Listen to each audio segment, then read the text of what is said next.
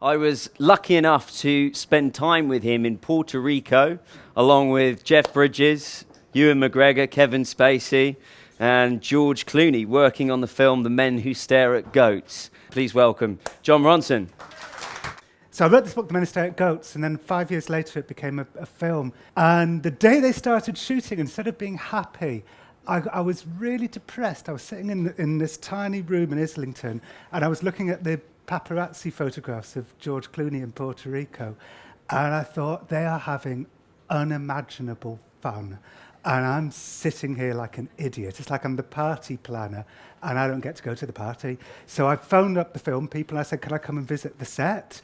And they said, if you pay for your own flight, okay. So I turned up with Peter Strawn, who wrote the screenplay, and we turned up, and we got to the hotel, and they weren't having unimaginable fun. It was like stressful and long hours and exhausting, and the hotel wasn't that nice, and they were filming in some kind of disused factory that was all kind of dusted. It made me feel great that my life wasn't much worse than George Clooney's life. I made me feel kind of good about myself.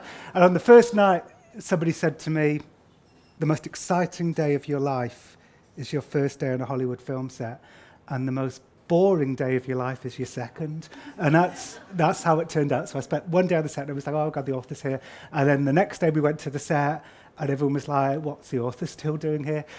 So we went to the beach, and me and Peter, and emerging from the beach, we kind of lay on the beach, and this kind of figure, this kind of rippled six-pack figure, like emerged from the beach, like Bo Derek in 10.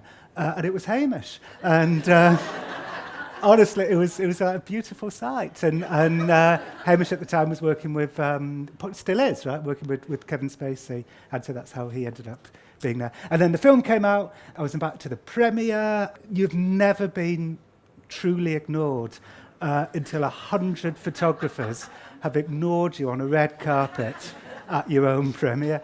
But it was still kind of, glamorous and exciting, and I got to meet George Clooney and everyone, and then on the red carpet in a limousine, and then I woke up the next morning and it was all gone, and my life was just back to how it had been before. So no wonder people go crazy.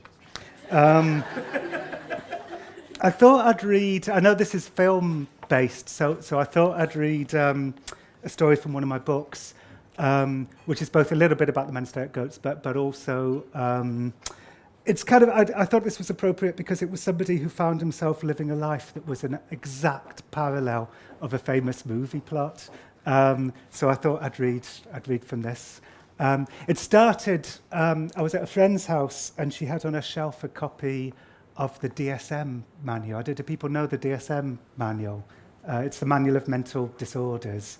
And it used to be very slim, used to be like a little pamphlet in the 50s. There were very few mental disorders in the 50s, and then it grew and grew and grew, and now it's 886 pages long, and it lists every known mental disorder. There's currently 374 mental disorders. It's about to go up this month. DSM-5's coming out this month.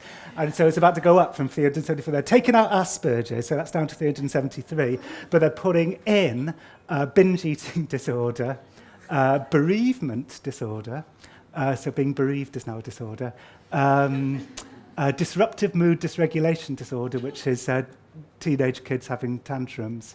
They're thinking about putting internet addiction in there, which I'm in favour of, because whenever I accidentally type my name into Google, and I find people slagging me off, I kind of like the idea of them being declared insane.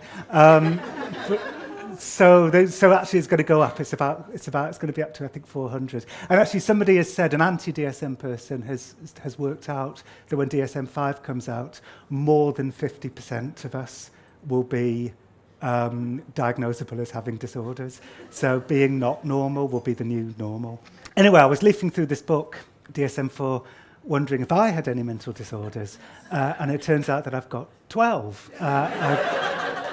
I've got generalized anxiety disorder, which frankly was a given, and I've got a nightmare disorder, which is categorised if you have recurrent dreams of being pursued or declared a failure. And all my dreams involve people following me down the street going, "Oh, failure." I've got parent-child relational disorder, which I blame my parents for. So anyway, I was looking through this, wondering if this meant I was much crazier than I thought I was, or maybe it's not a good idea to diagnose yourself with a mental disorder if you're not a trained professional, or maybe the psychiatry profession has a kind of strange desire to label what's essentially normal human behaviour as a disorder. And I didn't know which of these things was true, but I thought it was kind of interesting to try and find out. So I decided to have lunch with a critic of psychiatry, which is how I ended up having lunch with the Scientologists. And they've got a crack team of psychiatry busters called the CCHR, who are determined to destroy psychiatry everywhere. And I said, "Can you prove to me that your theory is true, that psychiatry is a wicked pseudoscience that needs to be destroyed?" And Brian said, "Yes, it is true. I can prove it to you by introducing you to Tony." And I said, "Who's Tony?" And he said, "Tony's in Broadmoor." And I said, "What did he do?" And Brian said, "Hardly anything."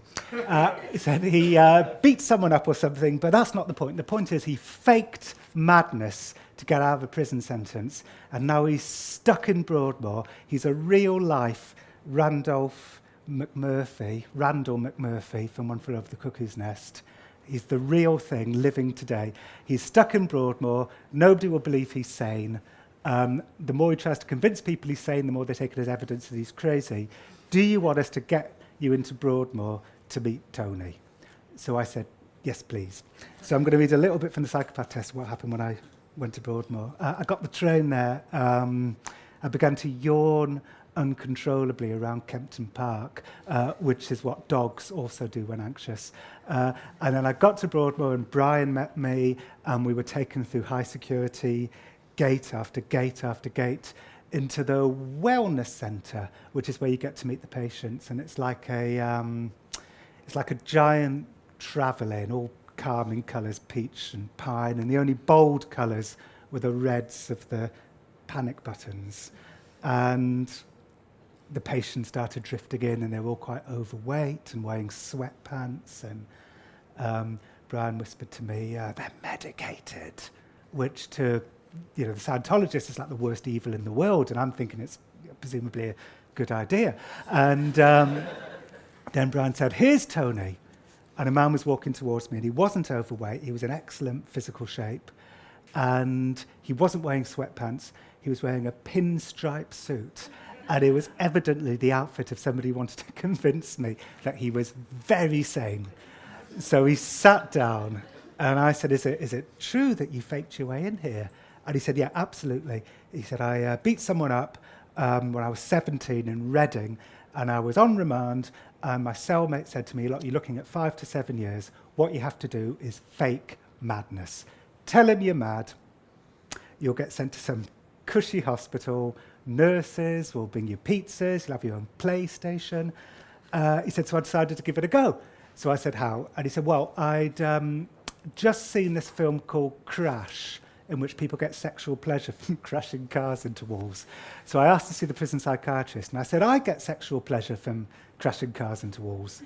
And I said, what else? And he said, I told the psychiatrist that I wanted to watch women as they died because it would make me feel more normal. And I said, where'd you get that from?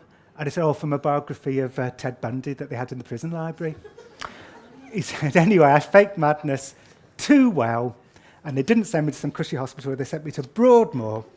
The minute I got here, I took one look at the place, I asked to see the psychiatrist, I said, there's been a terrible misunderstanding.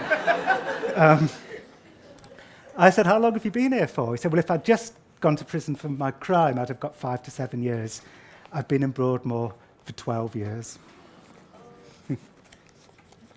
It is an awful lot harder, Tony told me, to convince people you're sane than it is to convince them you're crazy.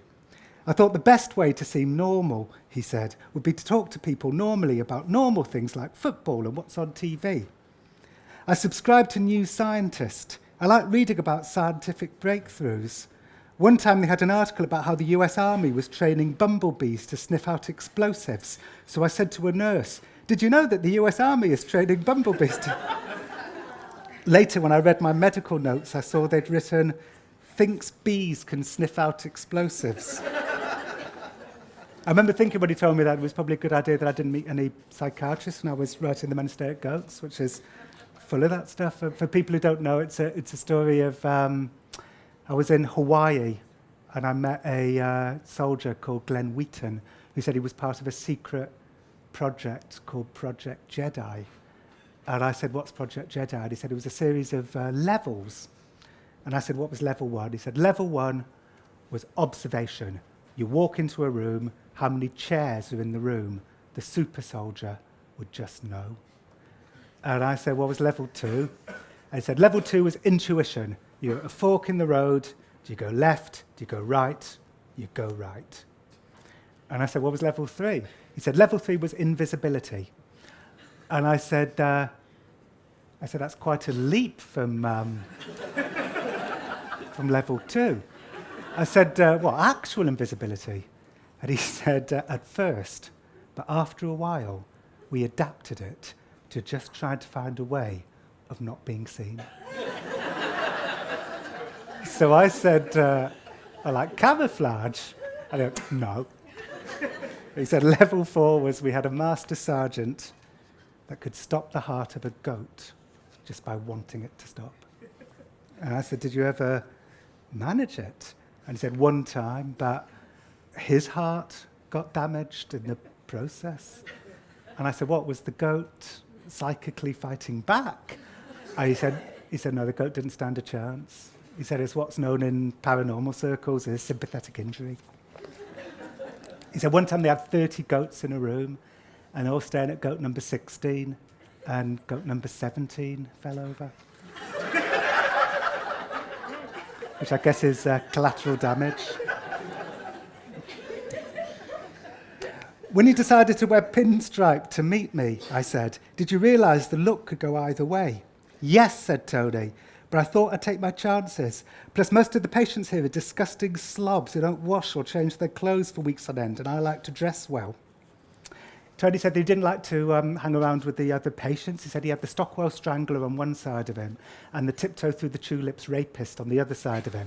So he liked to stay in his room a lot. And he said they took that as a sign of madness. They said it proved that he was grandiose and aloof. So only in Broadmoor would not want to hang out with serial killers be a sign of madness. Anyway, Tony seemed completely fine to me, but obviously what did I know? So I left and I wrote to his clinician, Anthony Maiden, and I said, "What's the story?" And he wrote back and he said, "Yeah, we accept that Tony's story's true. We accept that he faked madness because the minute he got here, his delusions, that seemed very cliche to begin with, just vanished. However, we have assessed him and we've determined that what he is a psychopath.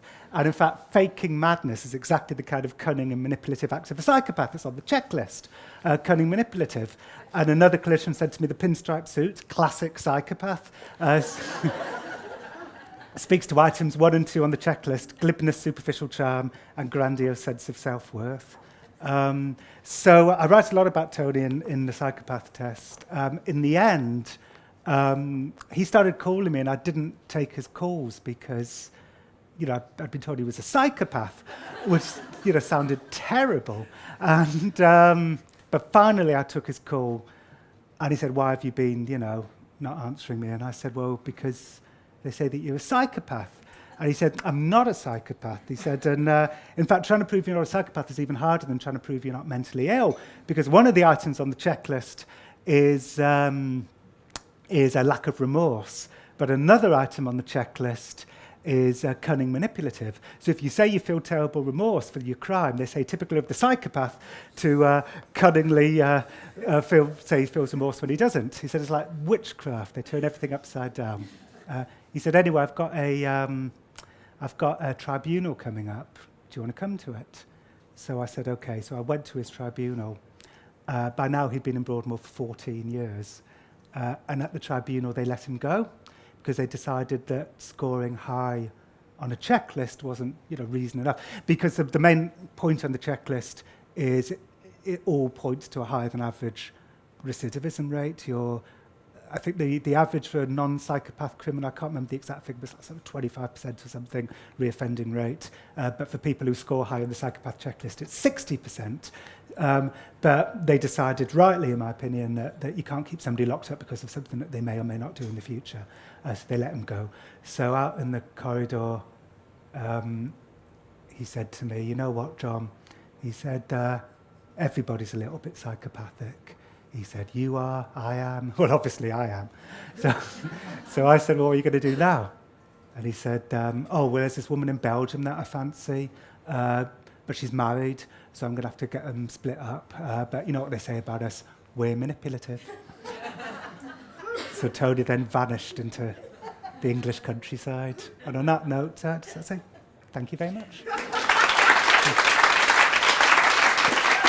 Thank you so much. Thanks, Hamish. Brilliant words from John there. I've actually spent hours researching, and you can find the soldiers from Men Who Stare at Goats giving interviews on YouTube. It's beyond belief.